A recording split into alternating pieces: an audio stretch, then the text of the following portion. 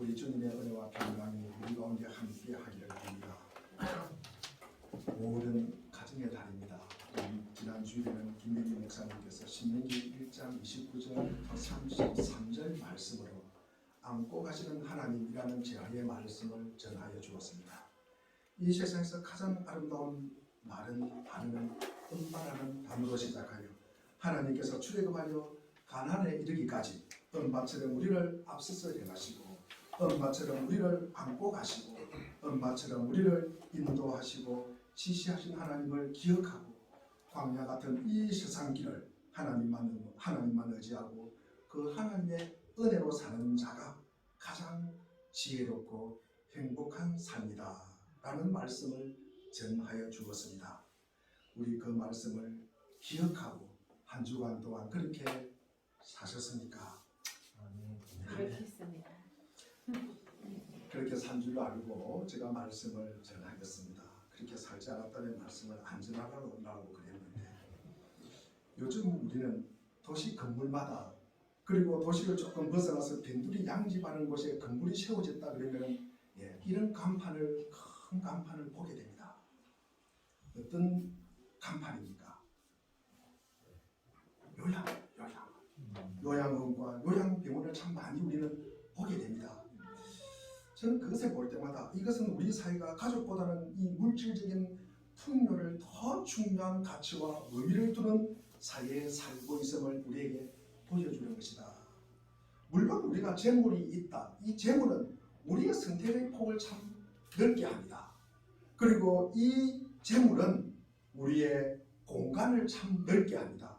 우리의 잠자는 주거 공간을 넓게 하고 우리가 타고 다니는 차의 공간을 넓게 하고 그리고 우리가 지금 예배드리는 이 예배당 공간도 넓게 하면서 참 편리하게 만들어주는 점은 있습니다만 우리가 물질로 인하여 가족이 방치되고 그리고 물질로 인하여 가족들이 밀착되는 현상이 생긴다는 것입니다. 이것을 우리는 역기능 가정이라고 합니다. 이런 역기능 가정은 가족이나 사회, 국가에 참으로 별로 좋지 않는 영향을 미칩니다. 가족 사이에 관계의 균형 그리고 안정성을 유지하지를 못합니다. 그리고 가족 사이에 정서와 대화의 단절이나 그리고 과도한 애착에서 오는 인간관계의 종속 같은 그런 특징을 가집니다. 그리고 이런 가족은 직접 대화를 하지 못합니다. 누군가를 통해서 의사를 전달하거나 그 의사를 추측할 수밖에 없습니다. 그러다 보니까 종종 의사 전달 자체를 포기하여 버립니다. 그러면서 직접적인 대화나 소통이 불가능하다 보니까 문제나 갈등이 나타났을 때 그것을 최소화하려는 노력 대신에 오히려 오해와 왜곡으로 인하여 문제를 확대 재생산을 드립니다. 확대 재생산하는 일이 생깁니다. 그러다 보니까 분노 조절이 안 됩니다. 그러다 보니까 분쟁이 멈추지 않습니다.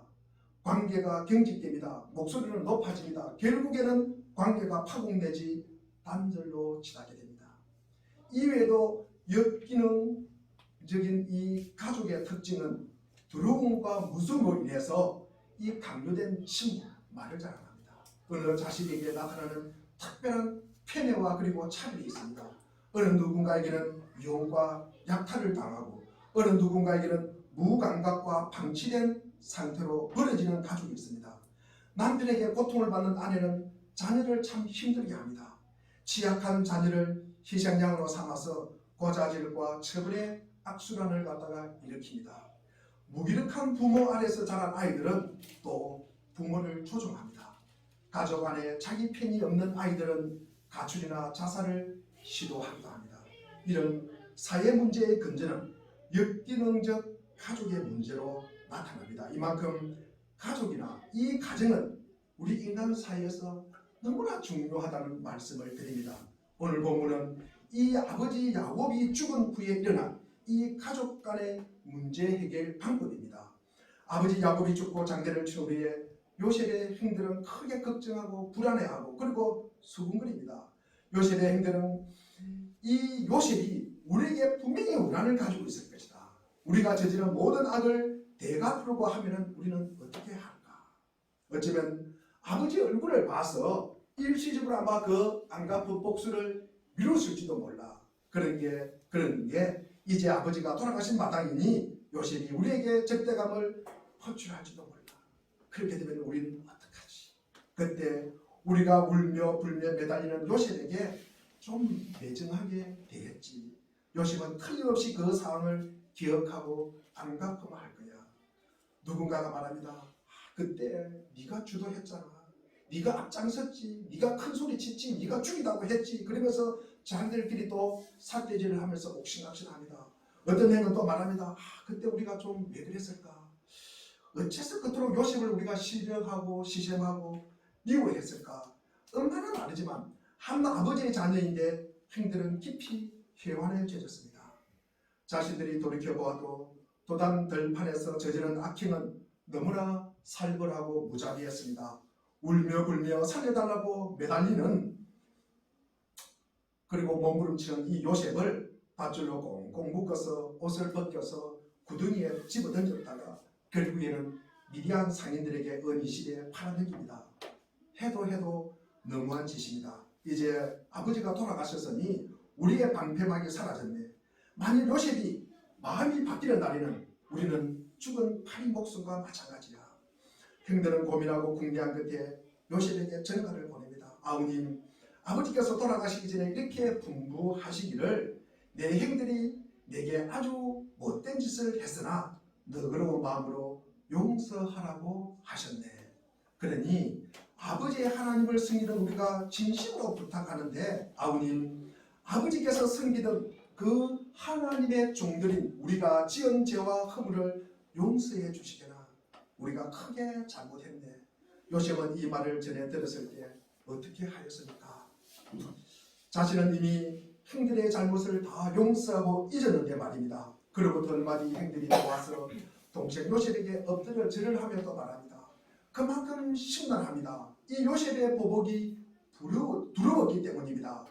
두들겨 맞고 팔린 자는 이미 용서하고 잊었지만 때리고 팔아 넘긴 자는 내내 잠 못 이루며 불안에 떨었던 것입니다. 우리 속담에 때린 사람은 오그리고 자고 맞은 사람은 다리를 쭉 뻗고 잔다는 말 그대로입니다. 또 형들이 아우님, 우리가 아우님의 종이 되겠습니다. 아이고 형님들 무슨 말을 그렇게 하십니까? 형님들 조금 더 불안해하거나 두려워하지 마십시오. 제가 어찌 하나님을 대신하여 누구를 벌할 수 있겠습니까? 보다시피 형님들이 나를 해치려 일을 꾸몄으나 하나님께서는 그 결박을 선으로 바꾸셔서 나를 이롭게 하셨고 지금 형님들 주위에 이루어진 모든 일에서 보는 것처럼 수많은 사람들을 살린 것입니다. 그러니까 형들이 우리의 죄와 허물을 그리 생각하니 정말로 고마울 따름이네. 그럼요. 그래서 오늘 보시는 바와 같이 하나님은 이 몸을 통해서 수많은 사람들의 생명을 구하셨습니다. 그러니 형님들 조금 더 불안해하거나 두려워할 이유가 없으니 마음 편히 지내십시오. 제가 이후로 형님들과 형님의 자녀들을 제가 보살피겠습니다. 요셉은 형들을 일일이 일으켜 세우며 부드럽고 선한 말로 어루만져 주었습니다. 불안하고 두려워하는 형들에게 확신한 은혜와 형제를 나타내며 안심시켜 주시고 위로해 주었습니다. 아버지 야곱이 살아계실 때는 가정에 갈등 문제가 있어도 아버지께서 그 문제를 조정하는 역할을 할 수 있으므로 허물을 덮고 넘어갈 수가 있습니다. 그 당시 사회에 한 가문의 가장이요 또 족장으로서 야곱이 아버지가 살아계시는 것과 살아계시지 않는 것은 엄청나게 차이가 있는 것입니다. 지금까지 그 아버지의 방패막이 역할을 하였고 또 문제의 완충 역할을 하시는 그 아버지가 사라졌습니다. 없어졌습니다. 그래서 아버지가 죽은 뒤에 그 형제들은 무엇으로 결합될 수 있을까? 혹시 요셉이 벌을 내리지 않을까? 아버지가 없는 상황이 되었으니 요셉의 형들은 미리 겁을 먹은 것입니다. 그래서 형들의 입장에서는 이 아버지의 죽음, 이 아버지의 부재 가장 큰 문제고 가장 큰 현실로 받아들이게 됩니다. 요셉에게 내 형들이 악을 행하였을지라도 그들의 죄와 허물을 용서하라고 하셨으니 이제 우리 죄를 용서해 달라는 말입니다. 야곱이 죽을 때 이 중요한 말을 왜 요셉에게 해야지 왜 형들에게 했을까? 왜 자기에게 유리한 형들이 하고 그리고 요셉에게는 하지 않았을까? 사실 형들은 이 의기투합하여 요셉을 팔아먹습니다. 그리고 이 요셉의 옷을 벗겨서 염소의 피를 묻혀가지고 그 피 묻은 옷을 갖다가 야곱에게 주면서 요셉이 짐승에게 잡혀 먹어 죽었다고 아버지에게 거짓말하는 형들입니다. 그것도 10년 이상이 되었습니다. 10년 이상이 되었습니다. 그 비밀은 지켜지는 거예요. 그 형들 사이에 누구도 이 말을 갖다가 아버지에게 하지 않습니다. 그래서 야곱은 아들 요셉이 죽은 줄만 알고 살았습니다. 그러나 요셉은 죽지 않았고 형들이 팔아먹었다는 이 사실, 이 비밀이 요셉의 형들 사이에는 지금까지 지켜지고 있습니다. 여기서 형들이 아버지 야곱이 용서해 주라고 요셉에게 한 말이 지어내고 꾸며낼 가능성이 많다는 것입니다. 그래서 형들의 마음속에는 이 동생 요셉이 철없이 꿈꿨던 이야기, 이 꼬마 요셉이 헛소리한다고 생각했는데 그 꿈이 현실이 되었네. 그러면서 창세기 37장 7절에 곡식단을 묶더니 내 단이 일어서서 형들의 단이 내게 둘러서서 절을 하더라. 그 말을 생각해내는 거예요. 그리고 37장 9절에도 또 해와 달과 11별이 내게 절하더이다. 해가 누굽니까? 아버지예요. 달이 누구예요? 어머니예요. 11별이 누굽니까? 자기 형제들입니다. 이 꿈이 현실이 되었네. 그 꿈이 이루어진 것이구나. 어쩌지? 이 걱정이 되어서 안절부절하는 형들의 모습을 보게 됩니다. 그 옛날 꿈꿨다고 했던 이야기까지 다 끄집어내가지고 지금 두루번서 떨고 있는 이 형들의 모습입니다. 이 상황에서 요셉은 어떻게 하였는가? 어쨌든 이 상황에서 형들의 운명은 요셉에게 있었습니다. 17절 오늘 본문 말미에 보면은 형들이 요셉에게 용서해달라는 말을 들었을 때 요셉은 어떻게 하였습니까? 요셉은 어떻게 하였습니까? 요셉은 울었다. 울었다. 왜 울었을까? 제가 이번 주 내내 요셉이 왜 울었을까? 제가 생각을 많이 했습니다. 여러 가지 제가 주석도 찾아보고 이 요셉이 왜 울었을까? 아마 형들이 그런 모습을 보니까 감정이 아마 북받쳐서 울었을 수도 있습니다. 그러나 요셉은요, 창세기 45장 이 5절에서 이미 용서를 하였습니다. 우리 창세기 45장 5절 말씀을 우리 한번 읽어보겠습니다. 시작. 당신이 나를 이곳에 바닷가에서 근심하지 마소서. 한탄하지 마소서. 하나님의 생명력을 구원하시고 나를 당신보다 먼저 보내십니다. 7절을 한번 또 읽어보겠습니다. 7절 시작. 하나님이 큰 구원으로 당신들의 생명을 구원하고 당신들의 후손을 세상에 두시려고 나를 당신들보다 먼저 보내십니다. 먼저 보내셨대요. 앞서서 보내셨대요. 그리고 8절을 우리가 이어서 한번 읽어보겠습니다. 시작. 그런즉 나를 이름으로 보내는 당신들이 아니요 하나님이시라. 하나님이 나를 아버지에게 아버지로 삼으시고 그 온 지식의 주로 삼으시며 애국 관계의 온 지식으로 삼으시나이다. 나를 이곳으로 먼저 보내시고 앞서서 보내신 분이 누구시라고요? 예수님. 자, 다시 나를 이곳으로 앞서서 먼저 보내신 분이 누구십니까? 형님들이 판 것이 아니라 하나님이 보내셨대요. 하나님이 보내셨대요. 요셉의 형들은 요셉이 용서했다고 말을 했을 때 그 말을 믿지 않는 형들이 너무 불쌍해서 울었습니다. 사실상 요셉은 형들의 불신앙, 그리고 형들의 의심, 그리고 형들의 두려움 때문에 울었습니다. 형들이 와서 아버님, 우리가 아버님의 종이 되겠습니다. 아버님 용서해 주세요. 그러니까 그 말이 너무 좋아서 우는 것이 아닙니다.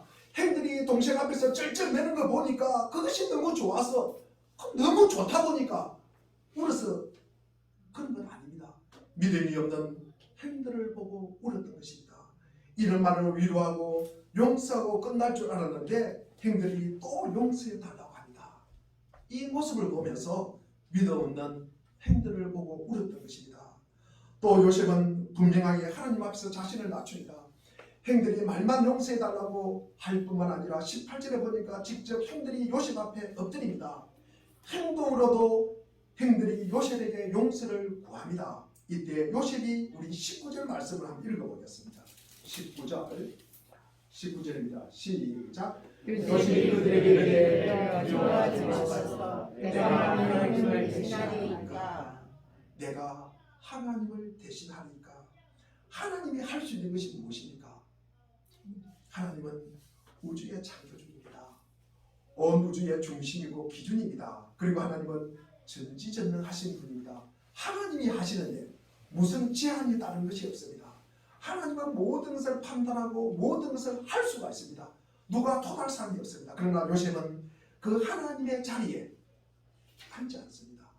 그 자리에 대신하지 않는다. 요셉은 하나님의 판단하는 자리에 앉지 않습니다. 요셉은 자기가 중심이라고 말하지 않습니다. 요셉은 자기가 기준이라고 말하지 않습니다. 요셉은 아까 우리가 45장 8절에서 보한 것과 마찬가지로 바로가 아버지라고 합니다. 그리고 그 땅의 통치자입니다. 그 자리에 높은 어르신이십니다. 그리고 요셉은 자기가 기준이라고 말하지 않습니다. 자기가 모든 것을 할 수 있다고 말하지 않습니다. 그런 힘과 능력을 가지고 있으면서도 그렇게 하지 않습니다. 요셉은 자신이 누구인지를 잘 아는 사람입니다.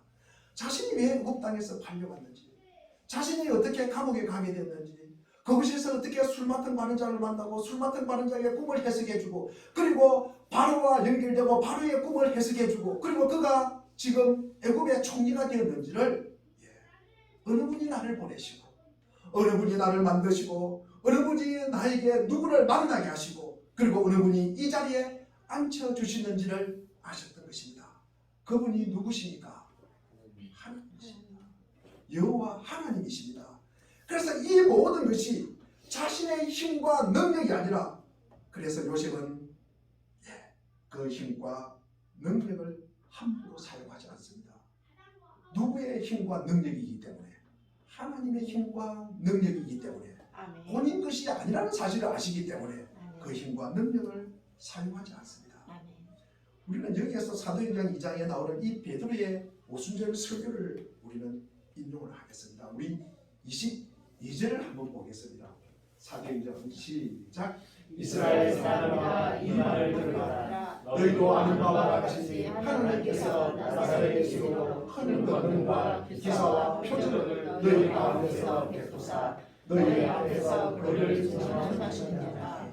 아멘. 하나님께서 예수를 통하여 이 모든 일을 행하셨다.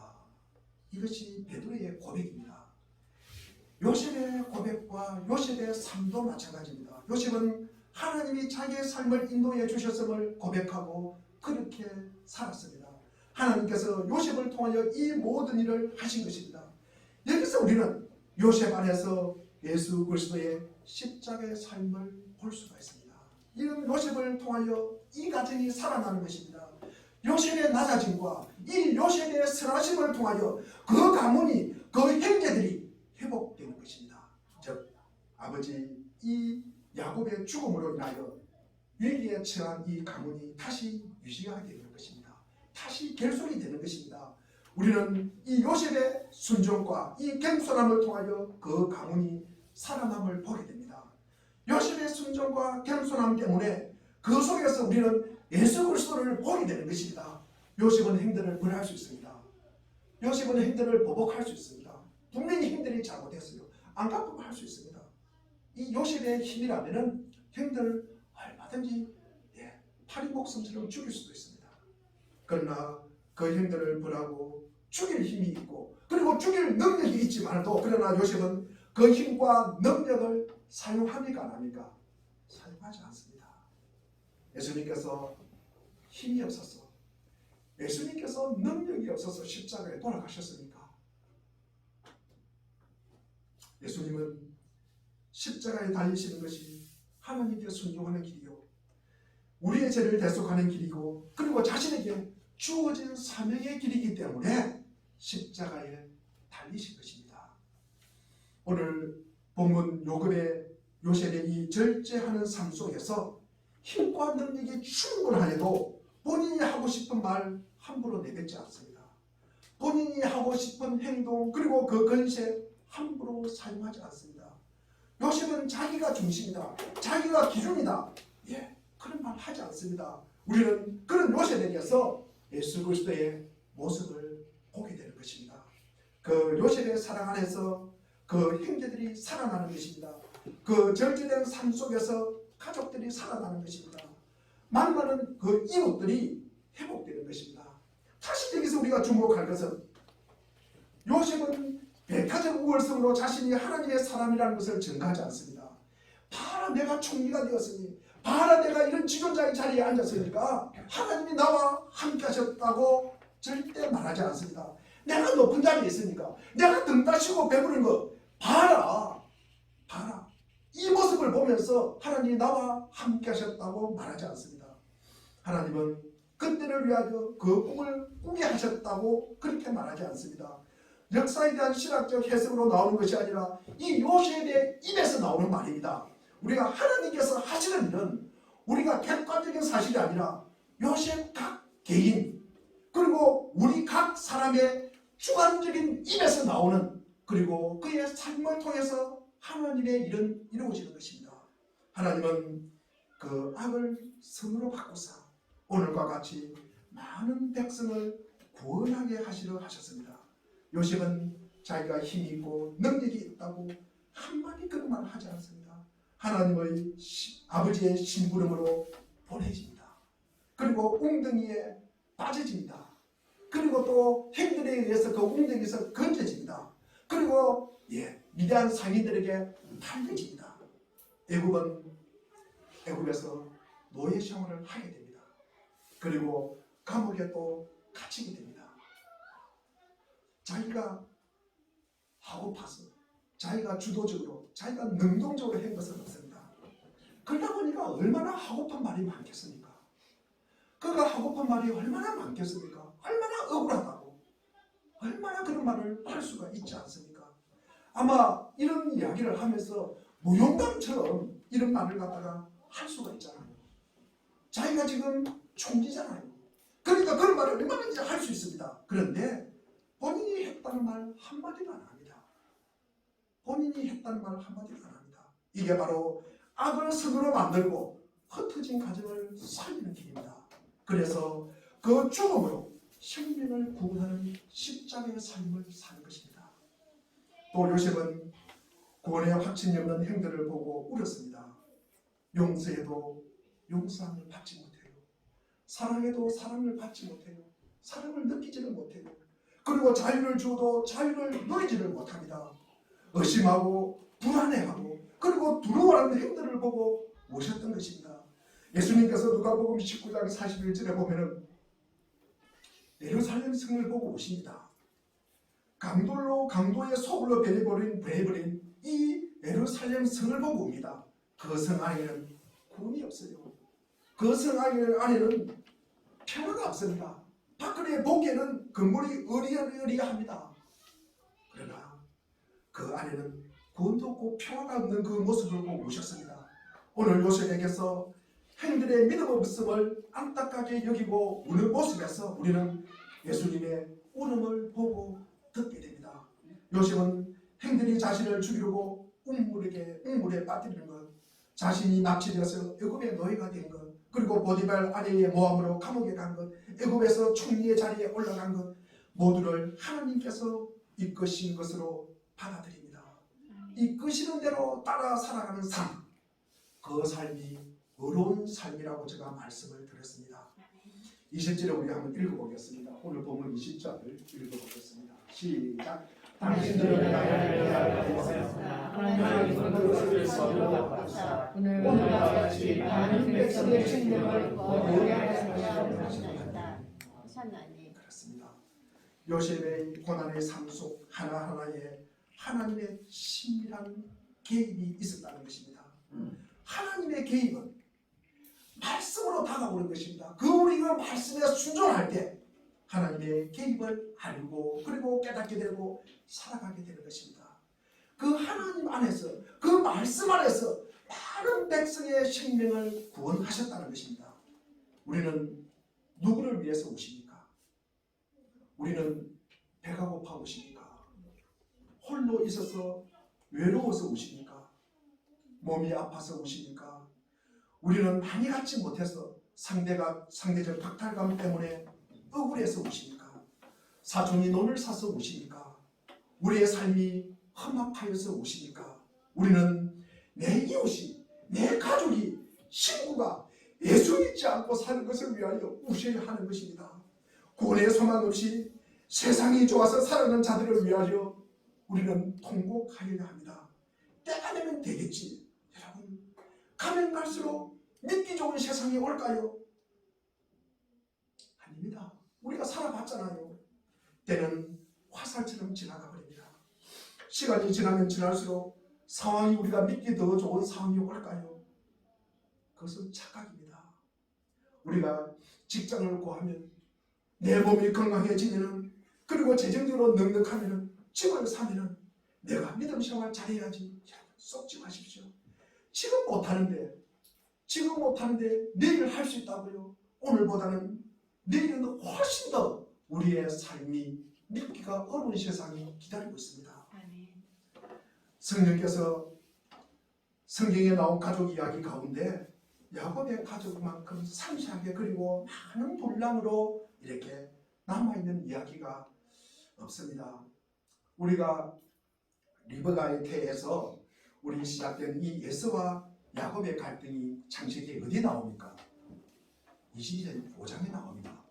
창세기는 우리 몇 장까지 있습니까? 50장까지 있습니다. 그러면은 이 야곱의 가족과 그 여정은 반 이상 차지합니다. 창세기 반 이상이 야곱 가족들의 이야기입니다. 야곱의 가족과 그 여정은 말 그대로 한마디로 이야기하면 험악한 세월입니다. 창세기 47장 9절에 이 야곱이 바로를 만났을 때 했던 이야기입니다. 그 험악한 세월은 곧 가족 간의 갈등과 내부의 상실 때문입니다. 야곱은 에서를 피해서 도망가다가 이스를 맞으며 돌베개를 베고 잠을 자고요. 외삼촌 라반의 집에서 20년 양떼를 돌보았는데 내 품삯을 10번이나 뭐 했다고요? 변개하였다. 바꿨다는 것입니다. 주지 않았다는 것입니다. 주지 않고 넘어갔다는 것입니다. 사랑하는 아내 라헬의 죽음, 그리고 아들 14개의 배신과 요셉의 상실, 그리고 시므온과 레위의 살육 등 이루 말할 수 없는 고통을 당합니다. 그러나 그 큰 고통의 여정은 정작 야곱 자신이 일으킨 문제들로 점철된 것이 사실입니다. 에서에게서 도망하게 된 것도 이 야곱 자신이 아버지와 형을 속였기 때문입니다. 물론 어머니 리브가가 도와준 것도 있습니다. 아들들이 아버지를 배신한 것도 아버지의 부주의와 요셉에 대한 편애 때문입니다. 야곱 자신이 가장 공포심을 느꼈을 때 에서와의 재해의 순간에도 야곱은 아내들과 아이들을 세 그룹으로 나눕니다. 우리가 창세기 33장 2절에 보면은 야곱은 이 여종 비라와 실바의 그리고 그 아내와 그 종들과 그 자식들을 제일 앞에 둡니다. 그 다음에는 레아와 그 자식들을 두고요. 그리고 제일 마지막에 누구를 둡니까? 자기가 가장 사랑하는 이 라헬과 요셉을 뒤에 두고 갑니다. 그러면서 그 무서운 형, 군사를 데리고 오는 그 형을 맞으러 갑니다. 본인은 물론 제 뒤에 있죠. 누가 봐도 야곱은 아들 요셉을 참 편애합니다. 결국 그 형들은 요셉을 미워하게 됐고 아버지 야곱과는 강력한 비밀의 얘기 생겼습니다. 가족 비밀은 이런 엮이는 가정에서 자주 드러나는 일입니다. 야곱의 가정에서 보듯이 문제 그리고 상처가 없는 가정이 없습니다. 그러나 하나님의 은혜로 회복되지 못할 가정도 없다는 말씀입니다. 비록 야곱과 그 아들들은 서로에 대한 불찰 그리고 불이한 의도로 관계를 망가뜨립니다. 하나님은 그 모든 것들을 선으로 만드셨습니다. 야곱을 통하여. 우리 20절을 다시 한번 읽어보겠습니다. 시작.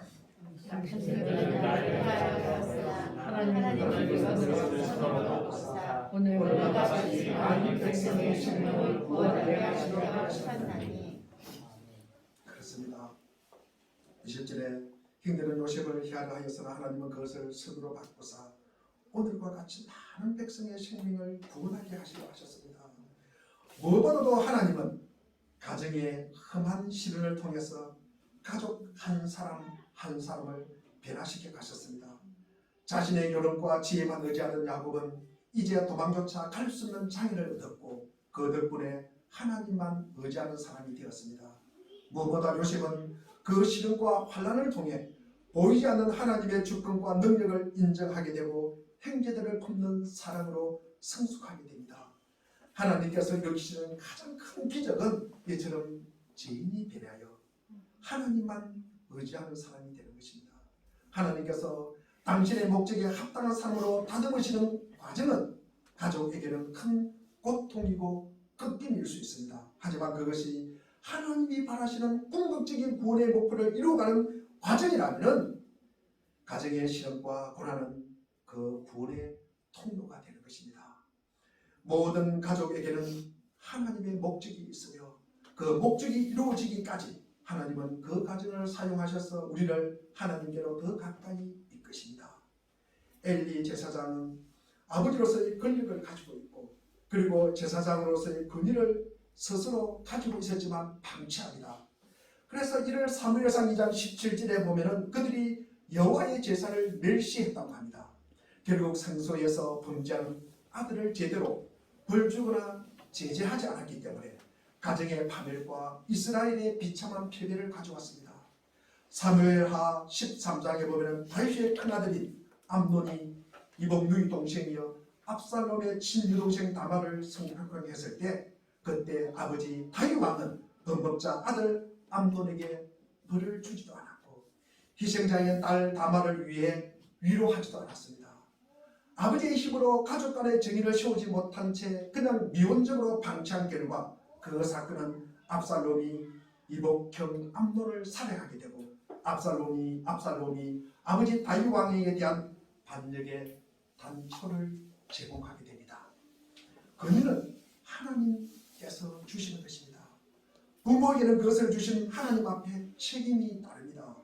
권위자는 분별력을 가지고 세심하게 자신에게 주어진 권력 내지 권위를 행사해야 합니다. 우리가 계란을 만집니다. 제가 계란을 자주 삽니다.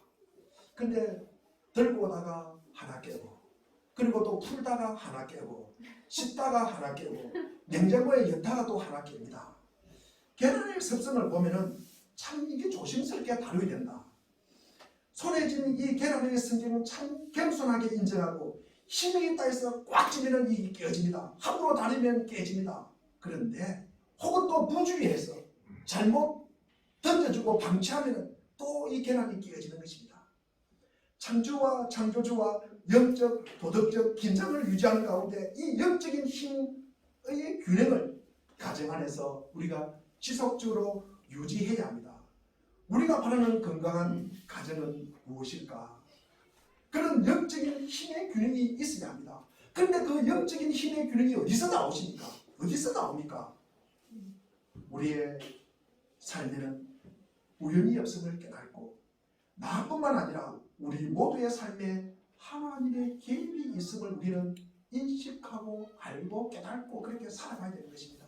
이 엄중한 사실을 우리는 믿고 그렇게 행해야 하는 것입니다. 건강한 가정 안에서 편안한 목소리에 웃음이 가득합니다. 편안한 가정에서 행복한 가족 간의 대화가 나옵니다. 부모와 자녀들 간의 시선이 마주보고 그날 밖에서 있었던 일들, 맛있게 먹었던 일들, 그리고 때로는 창피한 일들, 웃었던 일들, 가장 일상적이고 소소한 이야기들로 긴장된 관계가 눈 녹듯 녹아내리는 장면이 가정 안에서 이루어져야 하는 것입니다. 그 힘은 하나님께서 공급해 주시는 것으로 모두의 관계가 유연해지고 사랑스러워지고 소중하게 되는 것입니다. 가벼운 대화의 주제로 친밀감을 더하는 모습으로 변해가는 것입니다. 이처럼 건강한 가정은 갈등과 위기의 상황에서 문제를 최소화하고 상대를 존중하면서 부풀린 감정과 문제를 안정되게 가라앉히려고 오래 참는 절제가 꼭 필요합니다. 가족 이론의 대표적인 학자인 머레이 보웬이라는 사람은 가족은 인간 생존을 위해서 움직이는 감정들이 모인 감정의 덩어리라고 정의를 내립니다. 가족은 감정의 덩어리예요. 그래서 우리는 이렇다 저렇다 명확하게 이 가정을 갖다가 가족을 규정할 수가 없습니다. 그래서 어려워요. 뭐라고 규정을 딱 하면 우리가 그렇게 하면 됩니다. 그러나 가족들은 그렇지 않다는 거예요. 그래서 어려운 거예요. 그래서 어려운 겁니다. 가족 구성원들이 이런 감정 덩어리가 너무 밀착되어 있어도 안 됩니다. 그렇다고 너무 방치되어서도 안 됩니다. 그래서 적절한 분화가 필요합니다. 그래서 어려워요. 가족들의 안에서 우리가 웃고 떠들고 그 안에서 회복하는 힘을 갖는다는 것이 그만큼 어렵다는 것입니다. 제가 말씀을 맺으면서 요셉은 형들의 불신앙과 두려움 때문에 울었다고 하였습니다. 오늘날에도 하나님의 말씀을 받아들이지 못해요. 예수 그리스도의 대속의 은혜와 이 부활을 믿음으로 우리가 받아들이지 못하는 자들이 많이 있다는 것입니다. 그러다 보니까 결과적으로 우리가 두려움과 의심 속에서 살아가는 그리스도인의 모습을 보면서 예수님의 흐느끼는 울음소리가 들리는 듯합니다. 요셉이 아무것도 할 수 없는 형들에게 무서워하지 마소서 라고 한 말과 같이 내 삶에 죽음이 임박했을 때, 내 삶에 죽음이 임박한 것 같이 힘들 때, 내 생활이 불안하고 옴짝달싹 못할 때, 내 앞길이 캄캄하고 어디로 무엇을 해야 할지를 몰라 헤맬 때도 예수 그리스도께서 우리에게 하시는 말씀은 두려워하지 말라는 음성입니다. 그 음성으로 힘을 얻고 소망을 얻기를 바랍니다. 행들은 용서받기 위해서 동생 요셉에게 아우님 그러면서 용서해달라고 애를 벗고 갑니다. 그것도 못 알아서 요셉 앞에 엎드리며 종이 되겠다고 합니다. 그러나 요셉은 행들을 벌써 용서하였고 이미 용서를 받았습니다. 아직도 우리는 죽음에 벌벌 떨고 있습니다. 또 물질에 매여서 그 물질 때문에 벌벌 떨고 있습니다.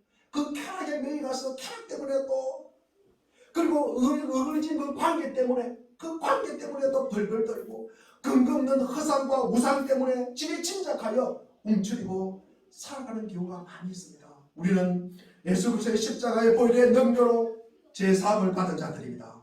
그분께서 사망 근세를 이기시고 부활하신 그분을 우리는 믿고 따라가는 사람들입니다. 그렇다면 지금이라도 우리는 뽑을 것은 뽑고 버릴 것은 버리고 파괴할 것은 무셔버리고 심을 것은 새로 심으면서 세울 것은 세우셔서 우리에게 주신 생명으로 하나님과 이웃의 관계를 날마다 새롭게 만들어 가시기를 바랍니다.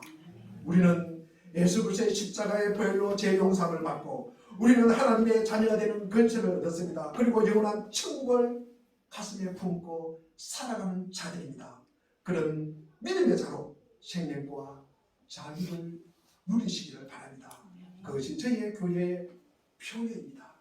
그러함으로 고난과 시련 속에서도 우리 주 예수 그리스도를 의지하고 신뢰함으로 악에서 선을 만드는 가족 공동체가 되기를 바랍니다. 그런 교회 공동체가 되기를 바랍니다. 그런 은혜와 사랑이 가득한 우리 한 사람 한 사람이 되시기를 간절히 축원드립니다.